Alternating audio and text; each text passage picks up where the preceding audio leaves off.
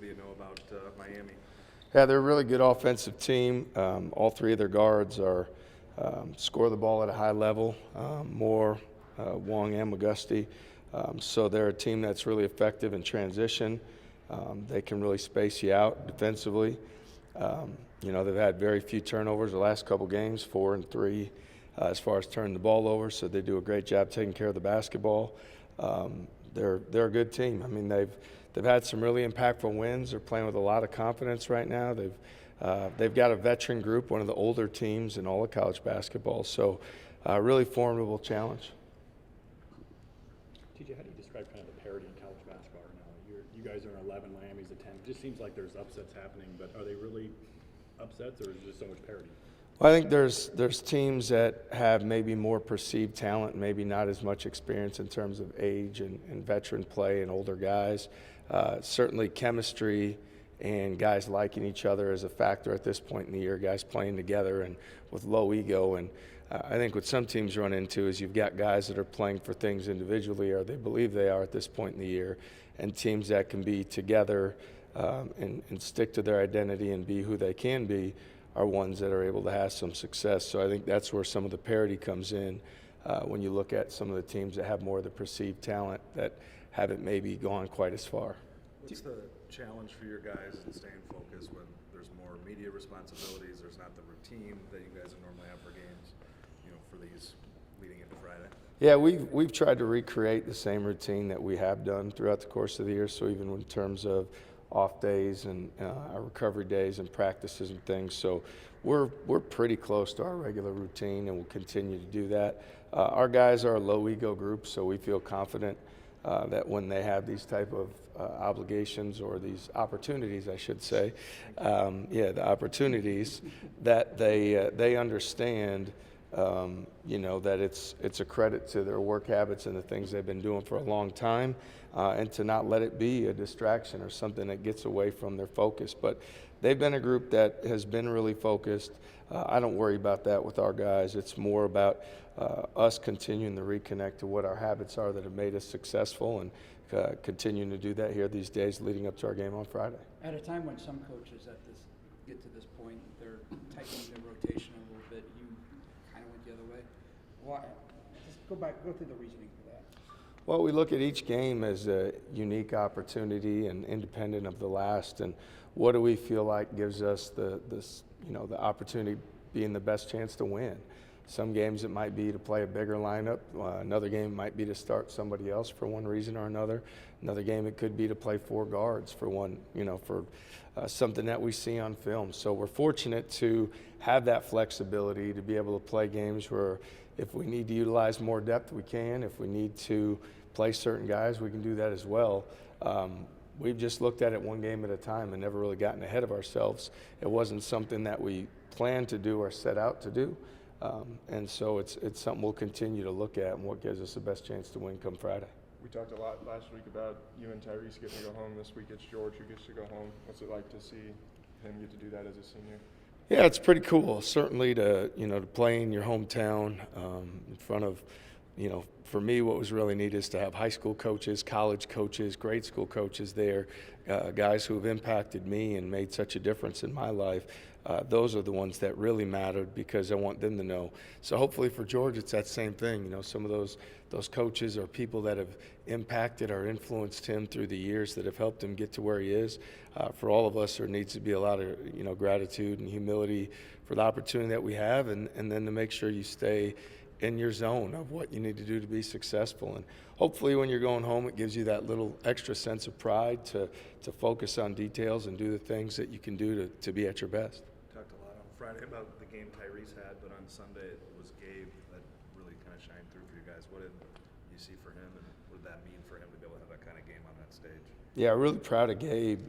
Certainly he's had some impactful games this year, had some big scoring ones.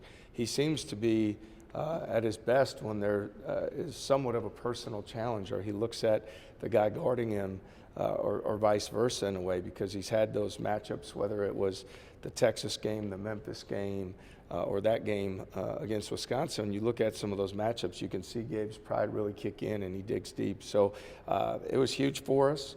it's also a credit to him for being ready for the opportunity, and the part of our team where it's a very low ego group. Certainly Isaiah's had many impactful games in terms of scoring the ball. Tyrese and Gabe have had their opportunities and moments as well. So as much as I'm excited or was excited for Gabe and how he stepped up in a major way, really excited for our team that we continue to go to the guy who has it going, and our guys don't get in the way of that. Many teams, guys have some personal agendas. We're fortunate to have guys that are ride the hot hand. He pulls up for a transition 3 in the second half against Wisconsin. I think for most guys that have shot it the way that he shot it, you're not necessarily taking that shot in that moment. What's that say about his confidence that whatever the numbers are, he's ready to pull the trigger? Well, it says a lot about his confidence. It says more about the work that he does every single day. And Gabe's a guy that, as much as any, the ball's always bouncing in the gym. He's coming in early. He's staying late. He takes a lot of pride in continuing to put that work in, regardless of what the results of a game have been or were. You know, and we want Gabe to know and continue to know that we're really confident in him. And if we didn't have that belief, we would have a direct conversation about the shots that we're looking for and what ones he would take. But we know that he's proven at points in his career that those are shots that he'll knock down, and we're going to continue to empower him to have that green light and confidence at his highest level. George mentioned that there was a message before the Wisconsin game of, if you're scared, just stay in the locker room. Why do you feel like that type of message resonates with this group? Well, our guys have been the chip on their shoulder, the underdog, the group that's been doubted. It's hard to be unanimously picked last in your league. I think. I don't know how often that happens, and we were definitely unanimous. So I don't think there can be anybody that's more of an underdog, more of a chip on the shoulder, more to prove, more of a us against the world mentality. And, you know, when we were playing in Milwaukee, and, you know, there's a lot of red in the Fiserv, and it was 95% probably Badger red. So our guys know that if you're going to come out there, that you better be able to compete that much harder, fight that much more, because it's not just, you know, the other team you're playing against. There's other folks in the gym, and there's things going against you. So we need guys that have that ultimate toughness and grit and competitive endurance to play through those moments when it's hard. Does that mentality help as the moments get bigger and the challenge of kind of lingering in a big moment can creep in? I mean, just that, and the habits you talked about, just that repetition throughout the season can pull you out of those things and just get you back on the next task.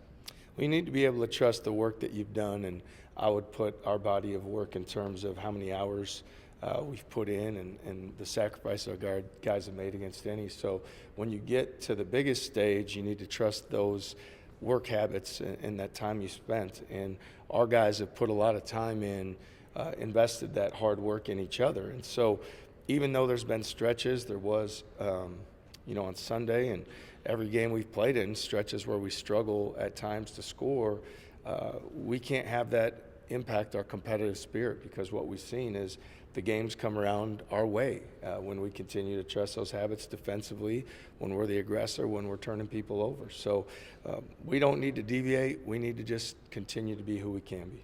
I can't remember which coach said it, but one of your colleagues said there was a group text among Big 12 coaches in the league. Did that unanimous decision come up in any of those as a thank you or as a told you so? No, it didn't, and I understand the reasons why we were where we were picked where we were. We had first-year coach and a lot of new players and guys that hadn't played together. So that's to be expected. It's helped fuel our unity. It's helped fuel our every day when we work and we challenge our guys. It's something that we continue to call upon. And again, now we're past all that. It's trust our work habits, trust the habits we built, but there was a little bit of extra pride and sense of urgency as we built those habits early in the year based on nobody had much belief in us outside of us. TJ, you mentioned how, you know, Miami doesn't usually turn it over that much. Wisconsin had a similar blueprint. Obviously, you guys forced them into plenty of turnovers. What do you look to kind of replicate from that game plan from Sunday? Well, we always want to be the aggressor. We want to have great ball pressure. We want to speed people up, cause them and force them to make plays under duress at a speed faster than what they make night in and night out. Now, we're fortunate to have you know, a lot of guards that are able to get after the ball and pressure it and then have the instincts and the rotation skills off the ball. Our frontline guys have been effective communicators, so that's also helped us in that endeavor. When teams try to go into the post, bigger teams, we find ways to trap and double and speed them up and generate turnovers there. So, you know, with our defense, I mean, in one respect, it's very predictable. You can watch the film and you know what we're going to do. And on the other end, if you haven't played against it, the speed, the quickness, the reaction time, the physical presence, it's different when you get into the game than what you've prepared for leading up to the game.